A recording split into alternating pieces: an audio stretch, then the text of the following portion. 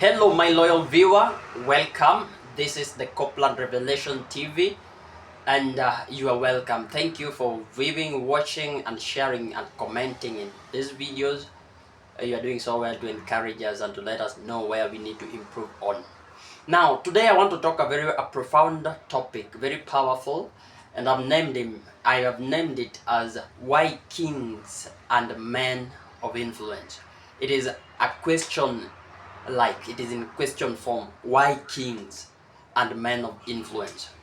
So I want you to understand why you need kings and men of influence in your circle or business. You need kings and men of influence in your area of dominance, in your area of work, in your project, in whatever you are doing. Why do you need men of influence? Why do you need kings? You remember that we are living among men, we are living with people, but not all these people that we are living with are of advantage to us. There are some that we are living with, but they are parasites. They are a load and a weight on us. There are people that we are living among, and we are not really benefiting much from them. But then there are people that if you find them in your circle, either as your mentors, as your colleagues, as your friend, as the people you are looking up to, it will be for your own advantage. And they are not so many. So such kind of people, they are in categories and in levels. We can call them the kings and the men of influence. You are looking up to kings because they are kings. They command a given influence. They command a territory. They have a following. There are a lot of benefits that you can draw from them because of who and the capacity and the offices that they hold. So, why do you need kings and men of influence? You are a businessman, you still need kings and influential people around you. You are in farming, you are in politics, you are in every kind of career or profession that you are in. You cannot ignore or pretend not to be in need of such men of influence, because these people, they are gates, they are doors, they are bridges that we can use to get into next level and next phase of our lives. I want you to understand that there are only two major reasons why we need men of influence or kings around us, as our colleagues, as our friends, as people we look up to, mentors. There are only two. Number one is because kings have resources. Men of influence, they have resources. Many a times you will meet people who have skills, they have papers, they have graduated, they have degrees, they have what it takes for them to be in certain doors. They have all the qualifications, but what now stops them, what hinders them or prevents them from getting into the next phase of their lives is maybe resources. You can meet a very good business-minded person, a gentleman who is business-oriented. He has the skills, he has he has what it takes in terms of professionalism, training, and planning, even ideas to start a business, to start a project. But you might find him not having resources. So he has all other things except resources. So this is where now kings and men of influence come in, because with their position they can influence your ways of getting the resources.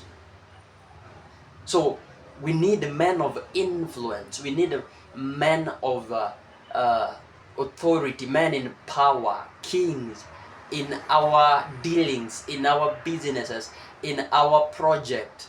not because of any other thing except these two resources. You will use them as leverages. Men of influence, you will use them as leverages. Number two, why you need the men of influence in your circle, in your project, in your ministry, in your business, is because these people, they have power, they dominate, they control, they command a following, they command a given kind of influence. They have the numbers, they have authority. If they say people go left, everyone will follow them left. If they say we are going right, people will follow them on the right side. So they are men that controls, they dominate, they have authority over people. And because of power, they can do anything.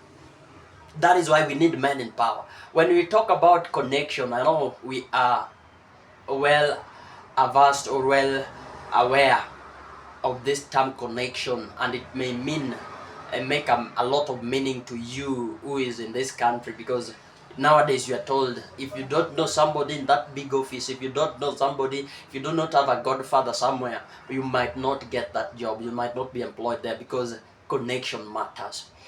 So why do we say connection matters? Because these are men in authority, these are men in power, and they can use their power to fix things, they can use their power to influence and maneuver ways, they can use their authority and influence in that office as the CEO, as the director, as the supervisor, to bring what they want and who they want to work there.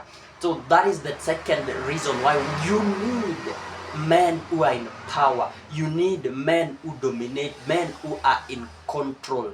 They are in the helm of the affairs of the country. They are in the helms of the affairs of the politics. They control, they lead, they command a given kind of influence. People are looking up to them. If you have such kind of people, there are so many things in your life that will just be working, and doors will just be opening because of the leverage that of these people. Through these people will act as gates and doors for you. So you might meet a man who is who has done so well to build himself in terms of knowledge and skill. You have studied, you have everything, but if you lack these men of influence, men of capacity, kings, men in power and authority, maybe there is a level you will be limited. You might try to get into some places, into some offices, into some doors, but unfortunately in many of these offices today, they are not looking for skills alone. It is who you know. That is why try as much as possible. If you are in business, don't ignore and trash everybody. You need men in power. Make connection with the kings.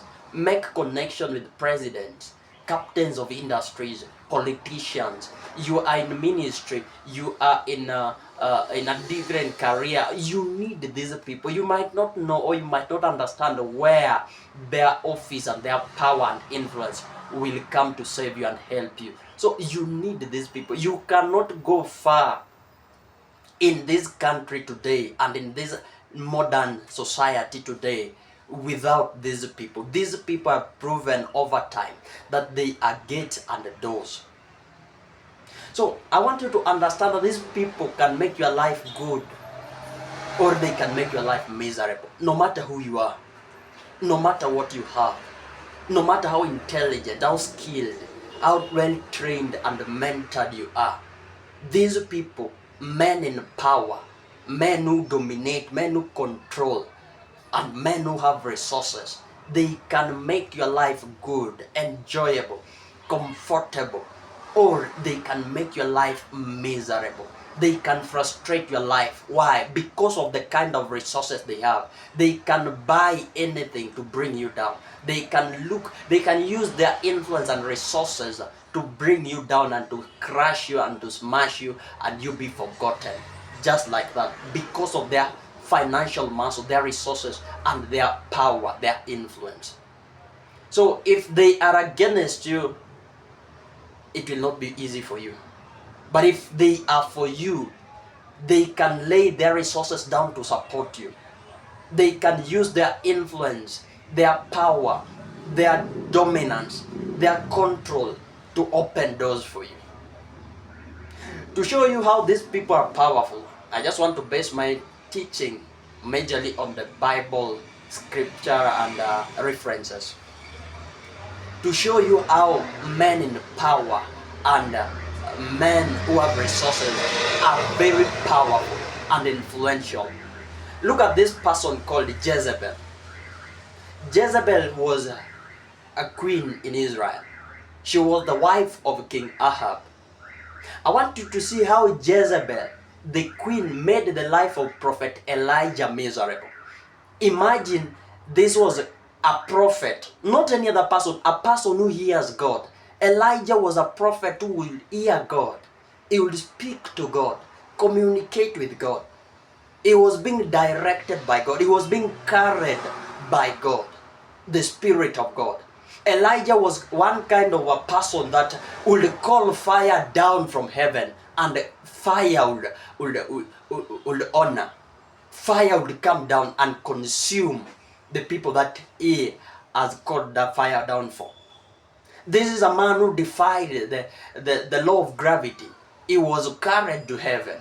This was a man who, by his word of mouth, he brought a drought in the land of Israel for 3.5 years. Look at the kind of power and influence that this man had with God, and he had over creation and nature. Yet one woman, a woman, not even a man, a woman who is in an office of power and influence and dominance, a relevant woman who is in a big office, made the life of a prophet who hears God to run for his life, hide himself, and begin to cry to God, who has wrought great and mighty miracles through his hands.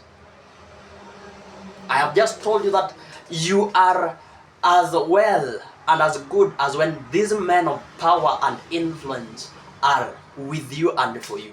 But if they are against you, no matter who you are, they will make your life miserable. A prophet is running because a woman has given a decree, and she meant it.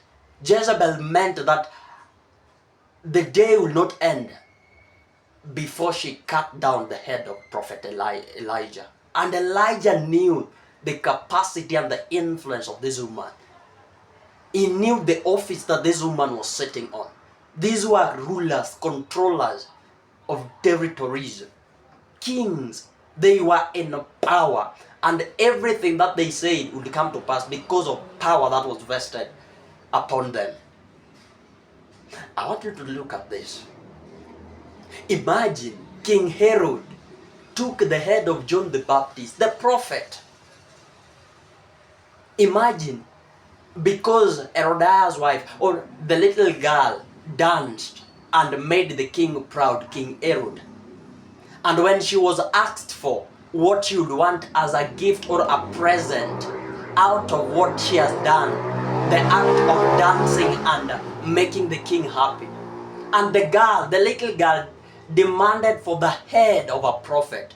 And imagine, as powerful as a prophet John the Baptist was, his head on that very day was served to that little girl. Why? Because a man in authority, a man in power, a man of influence, a man with the resources decided to go after his head. I want you not to be judgmental. Just follow me. You are going to understand. There is a given teaching that I'm bringing out of this. I'm not saying God cannot protect his people. I'm not saying if you are born again, you are walking with God, you hear God. These men in power might not or cannot have make your life miserable. No, that is not what I'm saying. I want you, don't limit yourself. Just open up your mind. Let us have an honest discussion. Let us talk. Let us discuss. Just open yourself. Open your mind so that you understand the kind of teaching that I'm bringing here. Because if I say King Herod going after a prophet, and imagine the prophet John the Baptist's head was served to the little girl because a king said so. Somebody will limit himself and say like, Now you want to mean God is not that powerful. Kings and men with the resources are more powerful than God. That is not what I'm saying. Please, that is not what I'm saying. What I'm saying is we cannot ignore men in power. We cannot ignore men with the resources.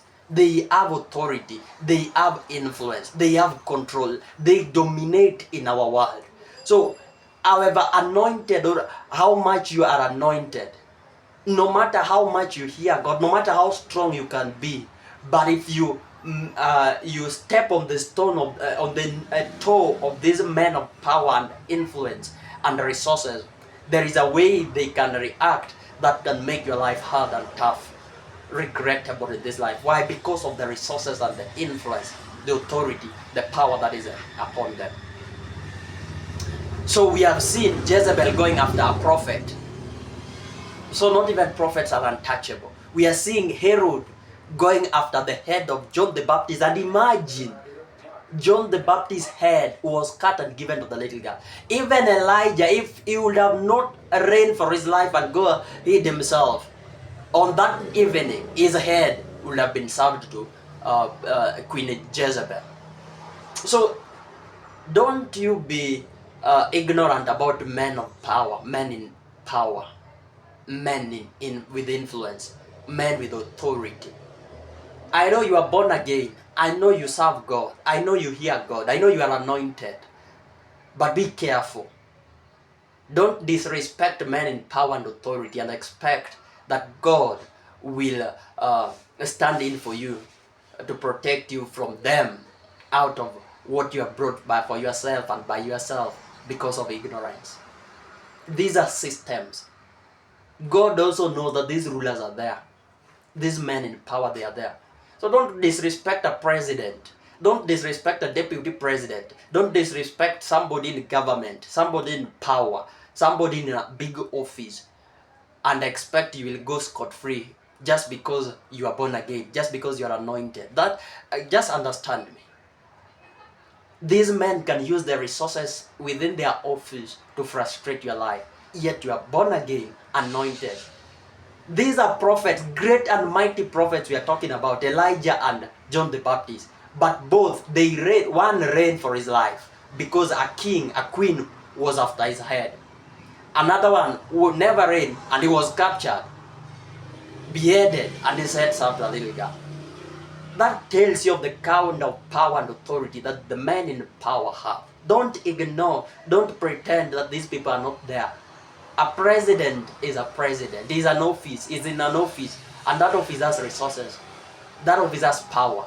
They can do anything. They can frustrate a generation. They can frustrate a country because of the seat that they are sitting.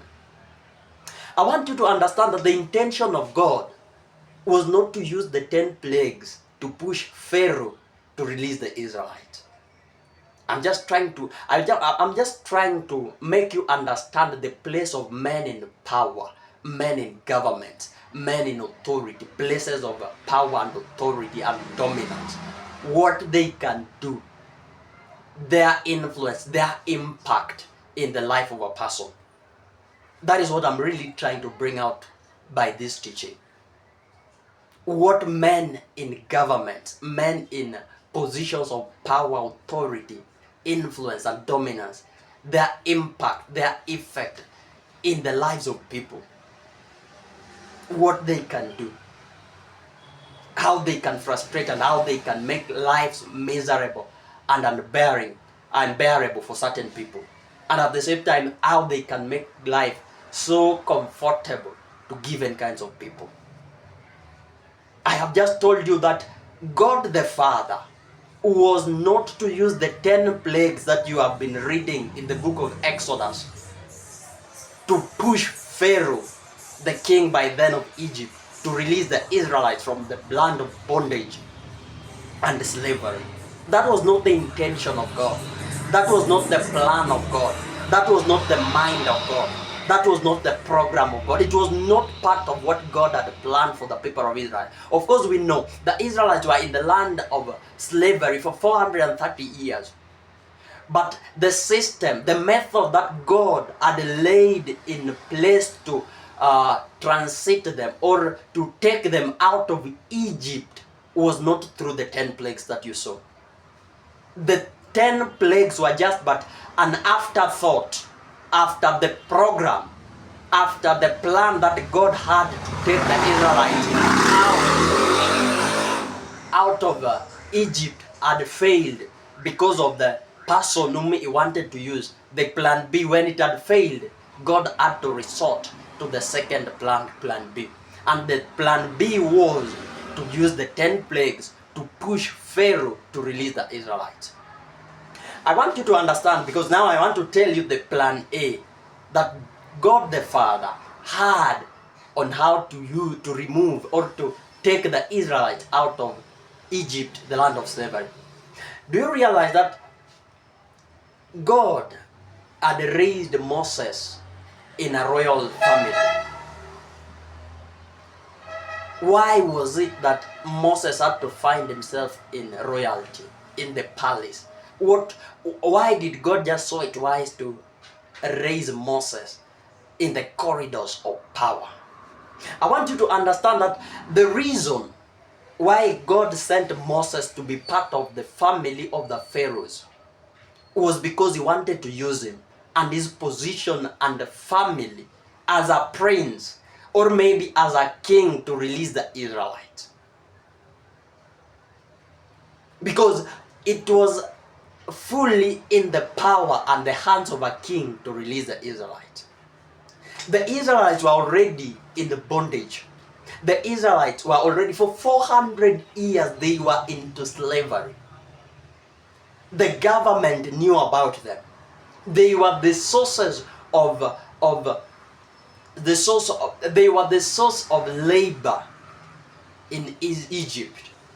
So, for them to be removed from that land of slavery, for somebody to come and take them out of that land of slavery, this kind of a person must be somebody who had a partnership, a strong connection with the government. It must have been somebody who was in government, somebody who was in control, somebody who was in power. Because for the Israelites to be taken out of Egypt, for Egypt to release and lose their source of labor, it was not very easy.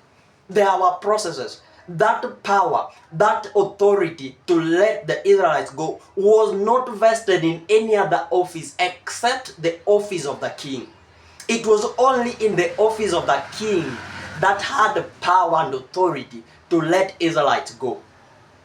It was fully in the office. It was fully the responsibility of a president, by then King Pharaoh, to release the Israelites. No matter any other system that people would use, the only person who was mandated by constitution and law to release the Israelites from the land of slavery, to just let them go like that, was only the president, the king, by then King Pharaoh. So God knew that is the system. God knew it is what is in the constitution of Egypt. For the people of Israel to be taken out of the land of slavery, it was not just the prayer that will take them there out of the land of slavery. It was not out of their hard work that will take them out of slavery. It was not out of their warfare or rioting and causing chaos, demonstration left, right and center that would take them out of the land of Israel. You realize that these were prayerful people. They began praying to God and God heard them. And God sent them a helper of how and who was going to take them out of that land of slavery. And the man who was going to take them out of the land of slavery, Moses. If Moses would have just come like, I've been sent by God, no president will sit down and listen to you. You will be taken to a psychiatrist that this man is mad. This man do not know what he is saying. Imagine today, just because you are born again, you want to walk to State House and tell your current president that you want him to fire all the Luos in Kenya. Release all the Luos to go back to where? to go to Uganda or Tanzania, expel all the Luos in Kenya. Do you think it's very easy? There is a system. There is a process that has to be followed. It is not very easy. Even scrapping out certain offices out of constitution, there is a process that has to be followed. Even we are now talking about leasing certain government companies and parastatals to private entities. For government to lease a parastatal, a state-owned parastatal, there is a process that has to be followed. No man can just stand and just say, I want to buy this company, I want to buy this parastatal, and it will just be given like that. There is a procedure, there is a system. It was the same way. Egypt was a systematic country. It had laws and constitution. There was order to be followed. So releasing the Israelites was not just very easy. You will not just wake up one day and say, we are now going to release the Israelites from Egypt. There was a law. There was a way. There was how. There was the system of how to release and let go of these people. Men who have lived for 400 years.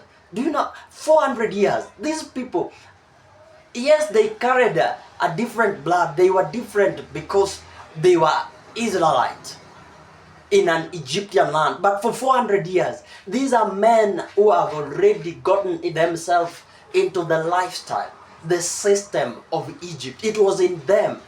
Years, 400 years is not small years. Those are many years. The system had entered them. The Egyptian system was in them.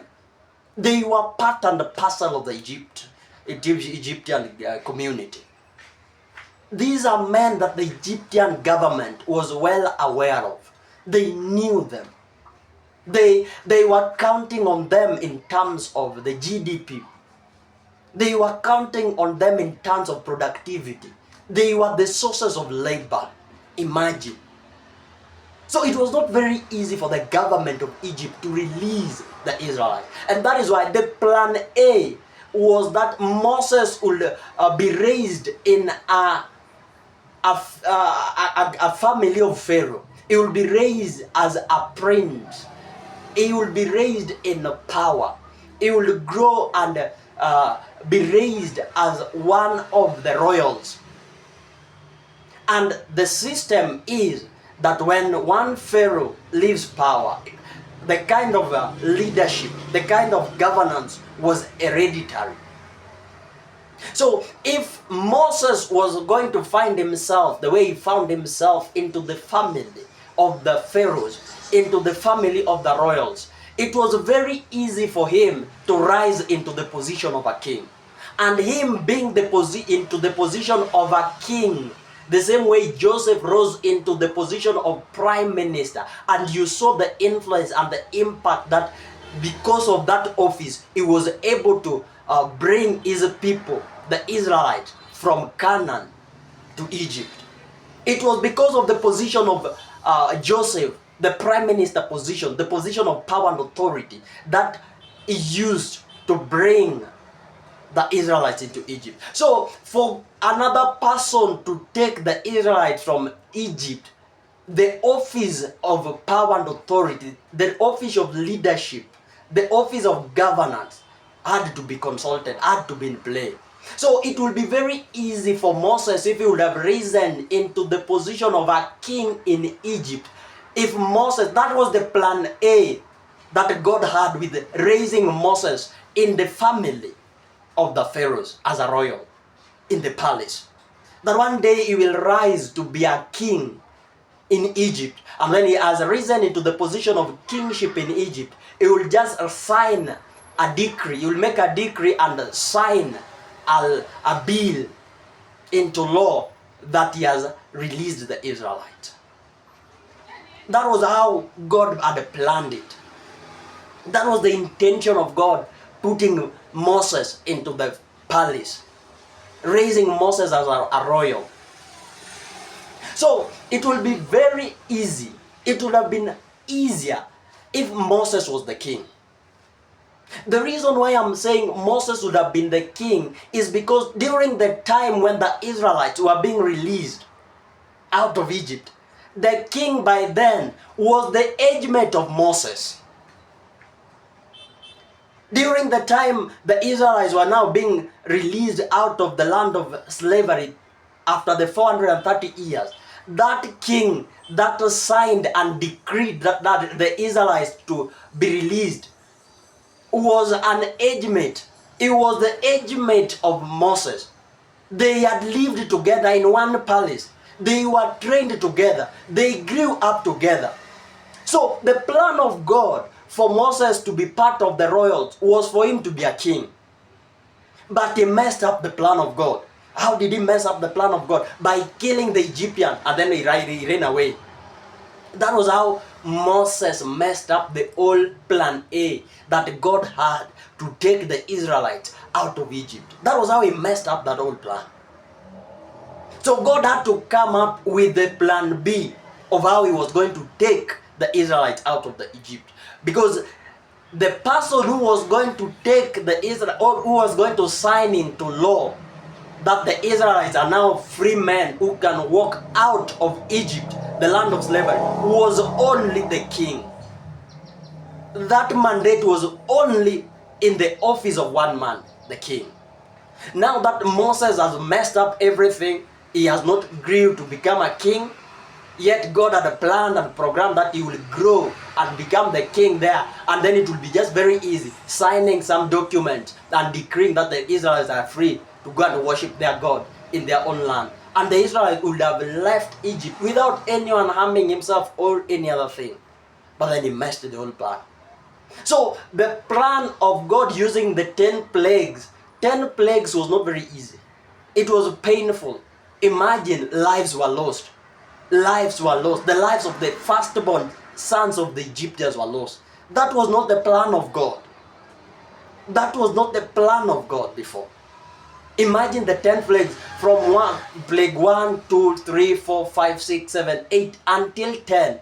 All these plagues, all this difficulty and rough and tough times that God brought into the Egyptians and to the king of Egypt, Pharaoh, was just to compel him, to twist him, to pressure and to push him to release the Israelites. Why? Because it was in his power to release the Israelites. And because he also had known that it was fully in his power to release the Israelites, he had played a hard man to get.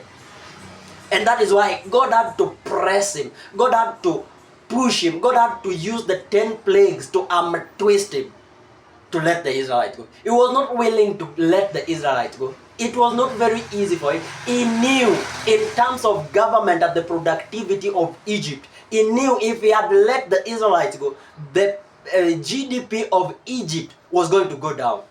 He understood the place and the benefit that they were getting by the labor that the Israelites were offering. So it was not very easy for him. He knew very well he was going to lose a lot. So God also had to press him. God had to use all resources and all powers available to twist him, to make him to relinquish and let the Israelites go. That was not the plan of God before, but that was now the plan B that God, because God had to take the Israelites out of Egypt, yet the power to take them out of Egypt was fully in the hands of the king. So Egypt, Moses had killed the Egyptian and he has ran away. Little did he know God had placed him into the palace with a purpose. And because of that, the whole plan had to change. But still, it was Pharaoh who had the power to release the Israelites. The whole plan of how to take the Israelites out of Egypt had to change. And it changed. But one thing was constant. It was still in the office and the power of a Pharaoh, the president by then, to release the Israelites. And that was how the second plan of using the 10 plagues to push Pharaoh to release the Israelites out of Egypt came to be. Somebody, I want you to listen to me and listen good. It was through the office of the king, the high office, that the Israelites Through it, they came to Egypt. When Joseph was in partnership with the government, when Joseph was the prime minister by them, you see, that position of prime minister, the Bible says that Joseph, the king by then, made Joseph to be the second in command in his government. That only the king was ahead of Joseph. That tells you that by then Joseph was a man in power. Joseph was like the deputy president by then. He was the man with the full authority. The office of the government of Egypt by them knew who Joseph was. Joseph was in a high office, and by that high office in Egypt, he partnered with the king and he convinced the king to bring a God community into a godless community. He convinced the king to bring the Israelites into Egypt, and that was how the Israelites found themselves in Egypt. So it was still through the office, the high office, it was through the government that the Egyptians found themselves into Egypt. The Israelites found themselves into Egypt. So it was still through the high office, it was still through the government, it was still through the king that the Israelites were to be taken out of Egypt. Through the high office, that of the king, that was how the foreigners, the Israelites, found themselves into Egypt. It was still through the office of the king, government, that these foreigners would be allowed to leave Egypt. I've really tried to explain that to our understanding. So, God used Joseph and he planted him into the corridors of power for him to open doors for the Israelites to come to Egypt. And then Moses also was planted in the corridors of power, in the government, in the palace, in Egypt, basically and majorly for one assignment: to take the Israelites smoothly out of Egypt without war and battle. So, by a king or a man in authority, the Israelites were brought into Egypt.